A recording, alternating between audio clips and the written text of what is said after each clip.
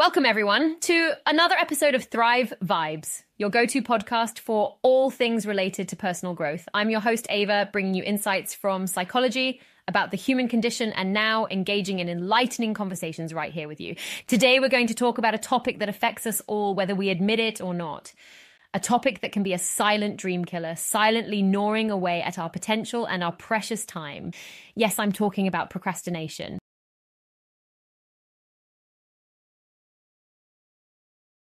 Procrastination isn't just a thief of time, it's a thief of personal growth. It's a topic we've all danced around, promising ourselves that I'll tackle it tomorrow.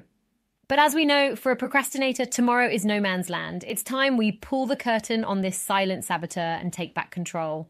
Throughout this episode, I'll be challenging you, making you squirm in your seat a little as we confront some hard truths. But remember, growth doesn't come from comfort. So buckle up because we're about to dive headfirst into understanding procrastination, its impacts, and how to overcome it to truly thrive in our personal and professional lives.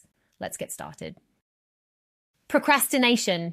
It's a term we throw around loosely, almost humorously, as we scramble to finish a task at the last minute or when we're idly scrolling through our phones instead of tackling our to-do list. But what exactly is procrastination? Why is it such a universal experience? And more importantly, why is it so detrimental to our personal growth?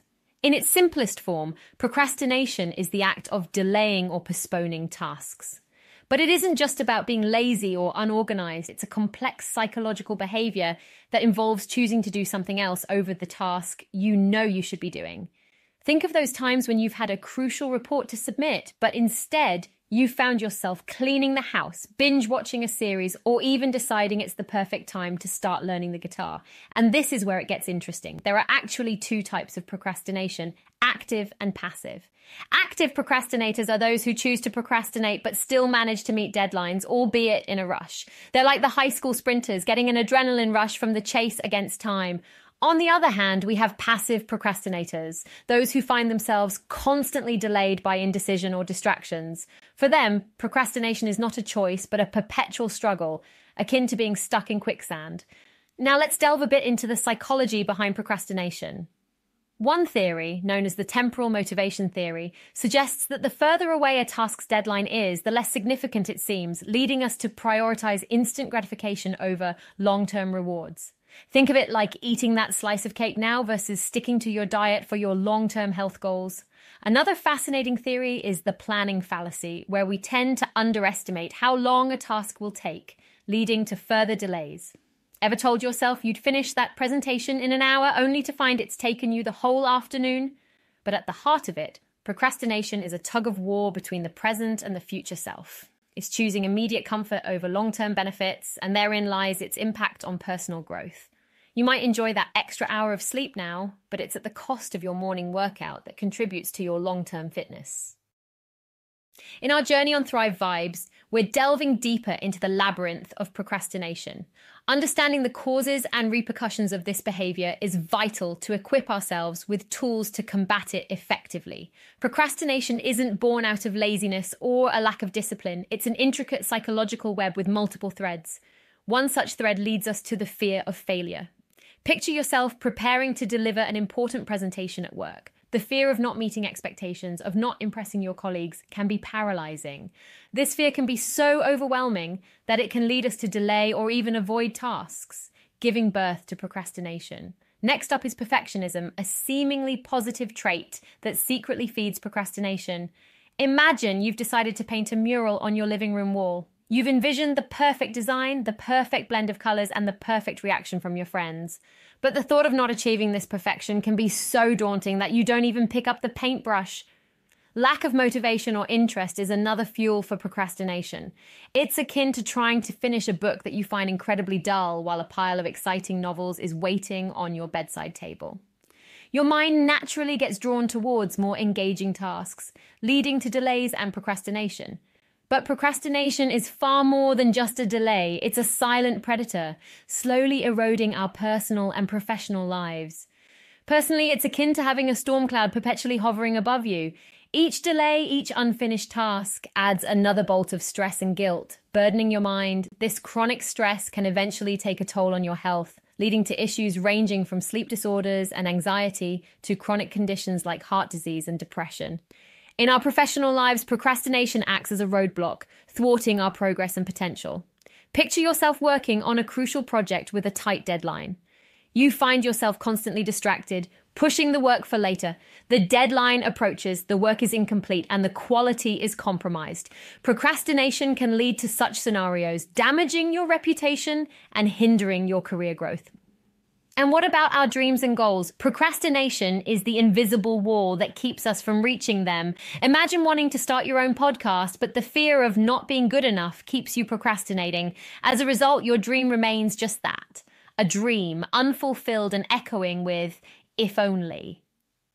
So remember, when you're contemplating delaying a task, you're not merely postponing an action. You're putting your dreams, your potential, your health on the line.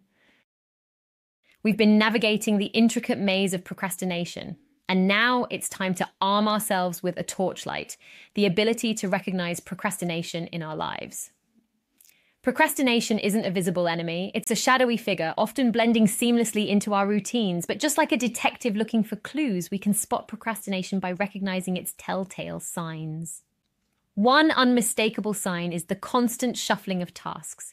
Imagine you're supposed to be preparing for an important meeting, but instead you find yourself cleaning your desk, organizing your files, making coffee, everything but preparing for the meeting. You're not being productive, you're procrastinating. Another red flag is the sense of being overwhelmed. It's like standing at the base of a towering skyscraper, craning your neck to see the top, feeling dizzy and disoriented. You want to reach the top floor, but the journey seems so daunting that you decide to rest at the ground level, delaying the climb. The guilt that accompanies procrastination is another key indicator. It's like a persistent echo in your mind, repeating, "You should be working, you should be working." This echo follows you around, casting a shadow over your relaxation time and leaving you feeling restless and anxious. Now, here's an important distinction we need to understand. Occasional procrastination versus chronic procrastination. Occasional procrastination is like getting caught in a sudden downpour. It's unexpected, it's inconvenient, but it's temporary. Maybe you have a really challenging task, or you're feeling particularly low one day and you procrastinate. It's not ideal, but it's human. Chronic procrastination, however, is like a relentless storm, showing no signs of letting up. It's an ongoing pattern of delay, a wall that seems to stand between you and your tasks. Imagine having a gym membership, but finding an excuse every single day not to go.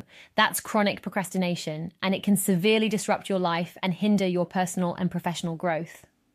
So, if you find yourself frequently delaying tasks, if you're constantly feeling overwhelmed, if guilt has become your constant companion, it's time to face the music. You might be dancing with procrastination. We've been on a journey navigating the intricate web of procrastination, and now it's time to look at a surprising twist in the tale, the paradoxical relationship between procrastination and creativity. Yes, you heard that right. It seems counterintuitive, doesn't it? Procrastination, often seen as the enemy of productivity, can sometimes play the unlikely ally to creativity. But before you start celebrating, let's clear the air. This isn't a license to delay your tasks. We're talking about a specific type of procrastination called active procrastination. Active procrastination is like being a seasoned surfer riding the waves.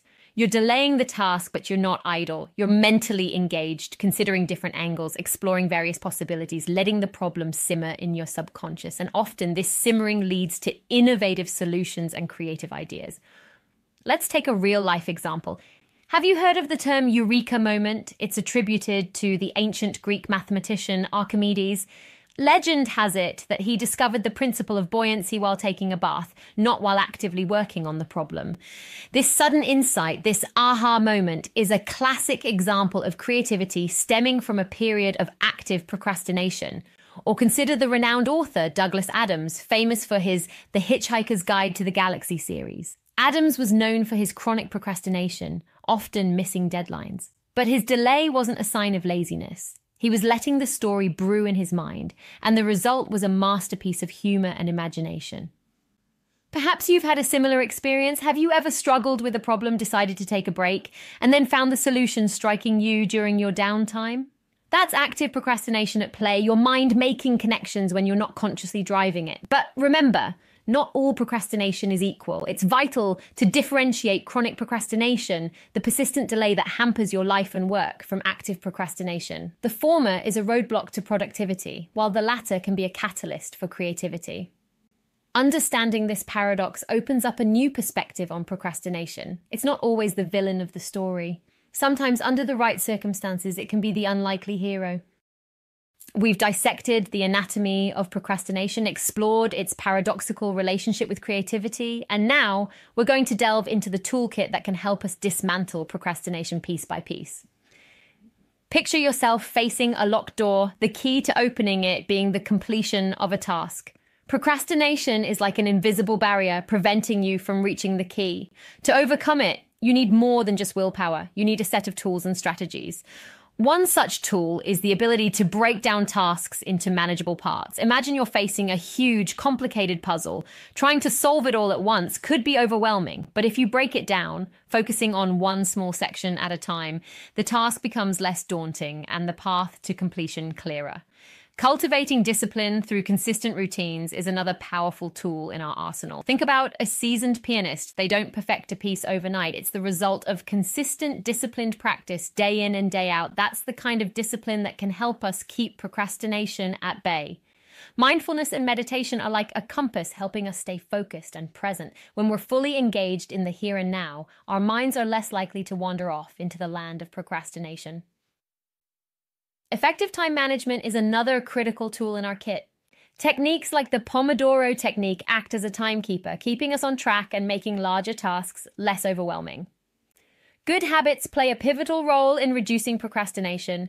Regular exercise, a healthy diet, adequate sleep. These foundational habits are like the pillars supporting a building. They provide us with the energy, mood, and focus needed to combat procrastination. In today's digital age, we also have an array of apps and tools at our disposal. Apps like Todoist, Trello, and Focus Booster are like personal task managers, helping us organize our tasks, set reminders, and manage our time effectively. Consider a student preparing for a big exam. They might use an app like Todoist to break down their study materials into manageable chunks, schedule study sessions using the Pomodoro technique, and incorporate regular exercise into their routine to maintain focus and energy. But remember, overcoming procrastination isn't about finding a one-size-fits-all solution. It's a personal journey that involves trying out different strategies, finding what works for you, and continually adapting and learning. It's about not just surviving, but thriving in the face of challenges. We've been on quite a journey today, diving deep into the labyrinth of procrastination. We've explored its nooks and crannies, understanding its causes and impacts, and how to distinguish between chronic and occasional procrastination. We've even delved into the paradoxical relationship between procrastination and creativity. But we didn't stop there. We've armed ourselves with a set of strategies and tools to combat procrastination, from breaking tasks into manageable parts, cultivating discipline and good habits, practicing mindfulness, to effective time management techniques. We've also highlighted the role of digital apps and tools in this battle. It's been an enlightening journey, and I hope you've taken away some valuable insights. But knowledge is only the first step. The real challenge and the real opportunity for growth lies in applying this knowledge. So as we wrap up this episode, I have a challenge for you. Think about a task that you've been procrastinating on. It could be a project at work, a personal goal, or even a small chore around the house. Now, use the tools and strategies we've discussed today and take the first step towards completing that task. Remember, every journey begins with a single step. It doesn't matter how small that step is. What matters is that you're moving forward. Procrastination is not a life sentence. It's a habit, and like any habit, it can be broken. So take that first step. Start breaking down the task into smaller parts. Practice discipline. Be mindful. Manage your time effectively, and use the tools available to you. Break the chains of procrastination and unlock your potential for growth. Remember, you're not alone in this journey. We're all striving to grow, to improve, to thrive, and every step you take, no matter how small, brings you closer to your goals. Thank you for tuning in to Thrive Vibes. Remember, growth is a journey, and we're on this journey together. Until next time, keep thriving.